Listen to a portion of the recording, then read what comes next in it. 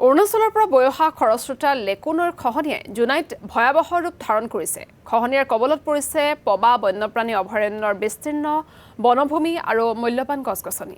অঞ্চলটোৰ কেইবাখনো গাঁৱৰ কৃষিভূমিৰো ব্যাপক ক্ষতি কৰিছে খহনীয়াই।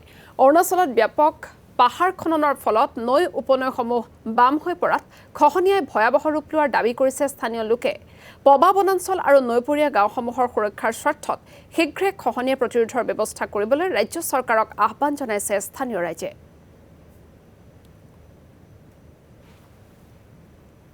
এবছৰ আমাৰ জনাৰ জনো লেকু গাঁৱত যি ৰকমে একদম প্ৰলয়ংকাৰী বান এবাৰ দেখিলে, এইটো আজি চাগে 10-15 বছৰ আগতে এবাৰ হৈছিল। তাৰ পাছতে 15 বছৰমান হোৱা নাছিল। নোহোৱাৰ আৰু এইবছৰ হোৱাৰ কাৰণটো চিম্পল কি বুলি ক'লে, এইটো সময়ত এটা ধৰি লওক আমাৰ যি ৰকমে নৰ্থ ইষ্টত বা অসমত যি ৰকমে ব্লেম গেম চলি আছে, যদিও তথ্যখিনি সঁচা হয়, মই ভাবোঁ এইটো টাইমতে অৰুণাচল চৰকাৰ বা নাগালেণ্ড চৰকাৰৰ লগত বহি মেলি কথা পতা সময় হয়। যি ৰকমে অৰুণাচলত এতিয়া বৰ্তমান কনষ্ট্ৰাকশ্যনৰ কামবিলাক চলি আছে, সেই কনষ্ট্ৰাকশ্যনৰ ফলত পাহাৰৰ পৰা যিমানকেইটা চিল্টেশ্যন হৈ আছে, চিল্টেশ্যন হৈ মেলি নদীবিলাক দ নোহোৱা হৈ গৈছে।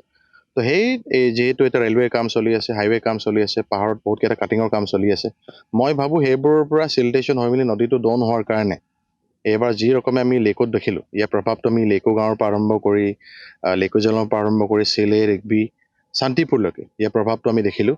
আৰু এতিয়া আপুনি যি ৰকমে হাত উঠে, যি ৰকমে পানীবিলাক আহি মেলি গড়াৰ পাৰে পাৰে যি ৰকমে ঠেলা মাৰি মেলি আমাৰ একমাত্ৰ যোনটো পবা ৰেইন ফৰেষ্ট, যোনটো আমি বৰ্ষাৰণ্য বুলি কওঁ, যি ৰকমে আগ্ৰাসন কৰি গৈছে নদীখন, এই ৰকমে যদি প্ৰত্যেক বছৰে যদি বানপানীখন বাঢ়ি বাঢ়ি যদি গৈ থাকে, অহা 10 বছৰত আমি 10-15 কিলোমিটাৰ ভিতৰলৈকে চাগে লেকু নদীখন সোমাই গুচি যাব।